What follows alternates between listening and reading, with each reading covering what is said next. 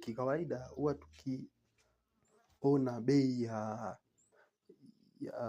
soko la hisa duniani likiwa linashuka, kikawaida huwa dhahabu inatakiwa iwe inapanda. Kwa sababu dhahabu ni kama tunasema ni kama ulinzi wa thamani ya ile pesa. Kwa mfano matajiri wengi ambao wanakuwa na hela zao kwenye soko la hisa wanakuwa wanazitoa zile pesa wanaziweka kwenye kununua dhahabu. Kwa hiyo inatunza ile thamani ya pesa zao. Lakini sasa cha ajabu ni kwamba ukiona kuna tofauti kwamba ikiwa soko la hisa linapanda na dhahabu nayo inapanda, ujue hapo lazima uwe na umakini kwamba kuna uwezekano wa kutokea tunasema janga la kidunia la kiuchumi.